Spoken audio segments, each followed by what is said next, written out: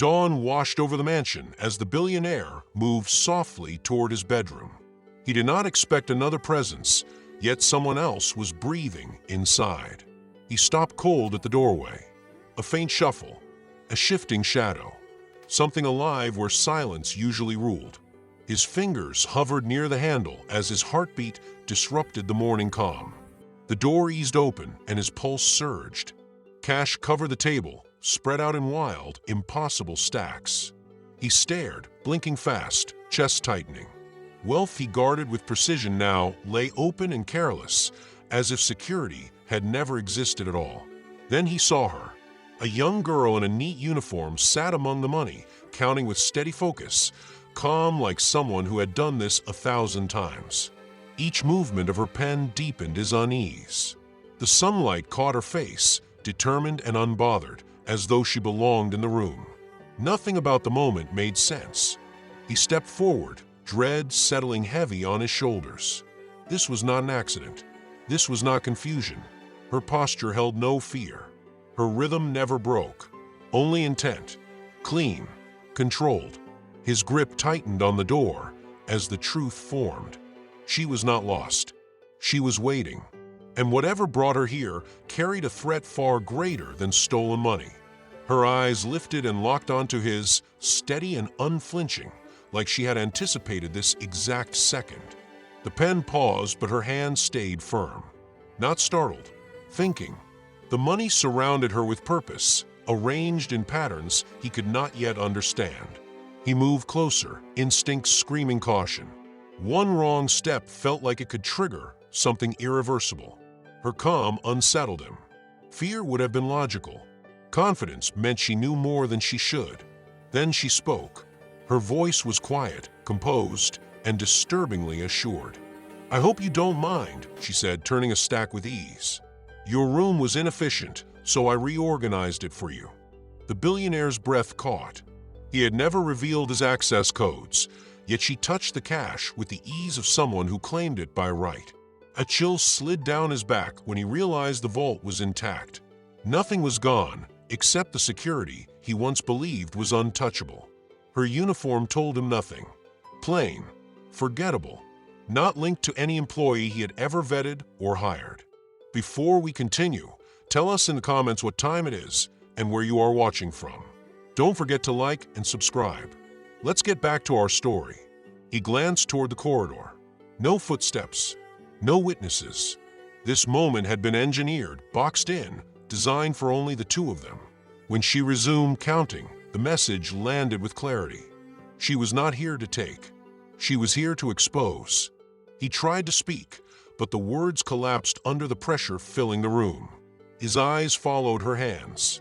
Calm, exact, each motion too deliberate to be chance or panic. Sunlight framed her silhouette, but there was no warmth in her presence, only control. She aligned another line of bills, setting them with surgical care, like she was rebuilding something he never knew existed. "This isn't random," he muttered, fear sharpening his tone. She gave a slight nod, never looking up, as if time itself moved at her command. His gaze swept the room, hunting for signs of interference. Everything remained untouched. Everything except his certainty. "Why are you here?" he asked, tension tightening his voice. She responded with a thin smile that offered nothing and somehow said everything. The silence stretched, heavy, pressing in like footsteps drawing closer. She pushed a single envelope across the table. It was light in weight, but it carried intention. He hesitated. The envelope pulsed like a quiet warning under the morning glow. When he reached for it, her eyes sharpened, a silent signal that this moment would not be undone. His fingers shook as he opened it, resisting yet unable to stop. One sheet slid free, handwritten, unfamiliar. The first line struck him hard. "You've been watched." The letters were precise, patient, unsettling. The girl studied him without emotion, like she had practiced this scene in advance. He turned the page. Numbers followed. Account numbers. His private accounts, locked behind layers no outsider should ever breach. Every digit was correct, and the truth left him hollow. "How did you get this?" he whispered, his voice fracturing under the weight of it. She gave no reply. Instead, she gestured to money spread before him. The arrangement finally revealed itself. Not chaos. A map. His hidden financial routes laid bare with terrifying precision. He retreated a step, breath locking in his chest as the realization hit. The girl was not merely revealing his secrets. She was translating them. Her composure now felt dangerous, like she was peeling back the first layer of something far larger than this room. When she finally spoke, it offered no comfort. It landed as a warning, low and deliberate. This was only the start. The mansion suddenly felt smaller, fragile, too exposed to contain what she had set in motion. His eyes flicked toward the window, searching for distance for escape, but her presence held him in place, binding him to a trap woven with chilling intent. "Who sent you?" he demanded, forcing authority into his voice. She shook her head slowly, almost gently, as if his panic amused her. "I came alone," she said, yet her tone carried depth, suggesting truths still withheld. She slid another envelope across the table. This one was thicker, heavier, sealed with a symbol he prayed he would never see again. Cold rushed through him. He knew that mark, a remnant of a past he buried beneath money and influence. Her gaze stayed fixed on his face, confirming she understood exactly what it meant. This was no guess. This was certainty. He ripped it open. Photographs spilled out. Timelines. Documents tied to choices made long before she should have existed. Each piece resurrected a chapter he had erased. Everything was arranged with ruthless precision. The girl leaned forward, her voice steady and unforgiving. "You believed your sins disappeared," she said, "but someone kept the records." His balance faltered. She was not negotiating. She was dismantling the image he had crafted for the world. As the room seemed to dim, the truth settled in. She knew everything, and she was nowhere near finished. The air grew dense as he backed away, yet there was no space untouched by what she had revealed. His sanctuary betrayed him, every wall echoing secrets buried under years of power and silence. She did not advance. She did not need to. Her stillness alone pressed down on him, like light on exposed guilt. She opened a small notebook. Dates, transfers, signatures he believed were gone forever. Each line reflected a version of himself he refused to face. Fragments sharpened into weapons by unseen hands. His fists tightened as understanding dawned. The threat was not the information. It was her. "You built your empire on things meant to stay hidden," she said, calm and exact. "But someone followed every trail back to you, and they want you ready for what comes next." Her words cut deeper than any threat. This was not intimidation. This was judgment, delivered by someone holding undeniable proof. The billionaire fought to steady his voice, but fear slipped through as he murmured, "Why now?" She shut the notebook with care, as if locking his history inside it again, this time beyond his reach. Without warmth, she answered, "Because the past you buried is done waiting." The room seemed to shift under his feet, the control he had worn for decades splintering in an instant. Every movement she made felt deliberate, as though she was executing a script written long before she arrived. She reached beneath the table and set a small recorder beside the stacks of cash, its red light pulsing quietly. The meaning was unmistakable. From this moment on, every word could end him in ways money could never repair. "Someone trusted me with this," she said, tapping the device. "They knew honesty would not come from you on its own." His chest tightened. Faces crossed his mind.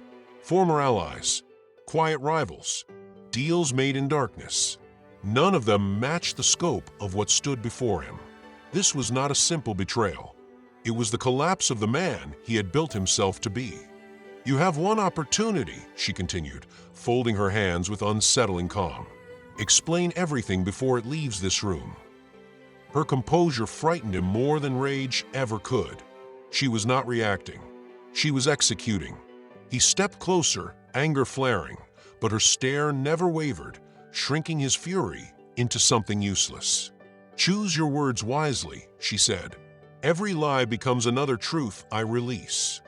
And for the first time in years, the billionaire felt something foreign and terrifying. He felt trapped. His voice faltered as excuses formed and fell apart in his throat.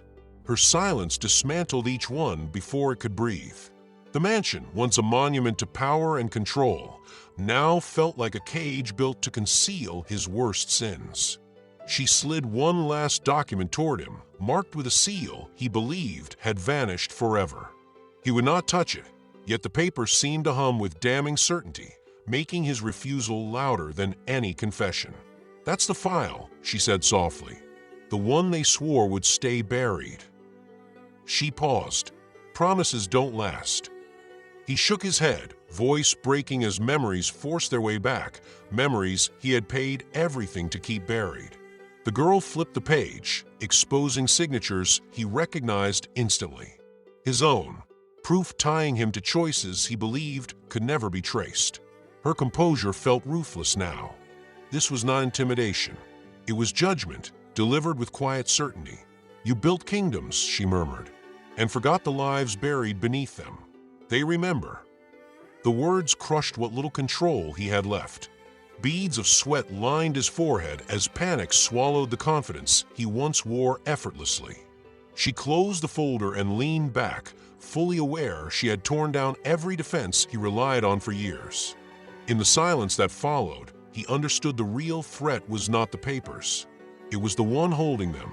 He stumbled backward, but she remained still. She did not need to pursue him. Truth had already claimed every exit. "Tell me who sent you," he pressed, desperation leaking into his voice.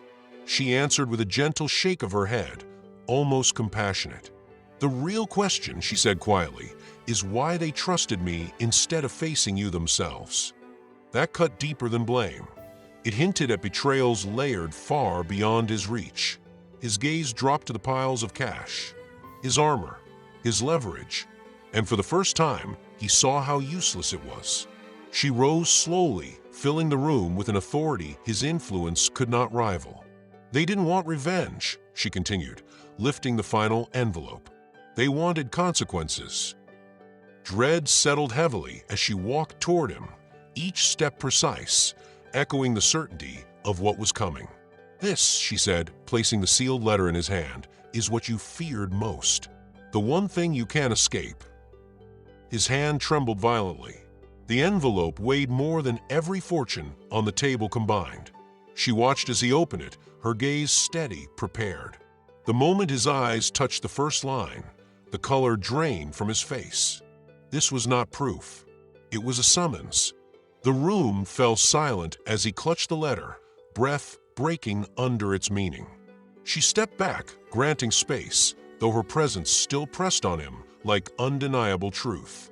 He read the final lines again, disbelief collapsing into panic, sharp and suffocating. "This can't be real," he whispered. She tilted her head slightly, a silent signal that denial had lost its power. The letter listed names, dates, witnesses, transactions. Every strand tightened into a net built to close completely. "You've outrun accountability for years," she said calmly. "But power does not outrun justice forever."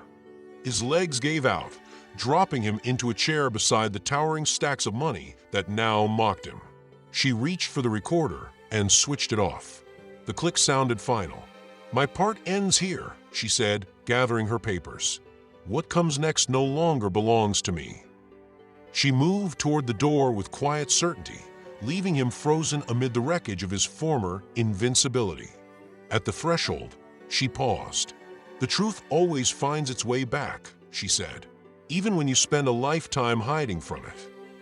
The door closed, and the billionaire remained alone in his wealth, stripped of power and consumed by the truth. If this story touched you, like, comment, and share it. Subscribe for more. Grounded, human stories that prove kindness still lives, even in the darkest moments.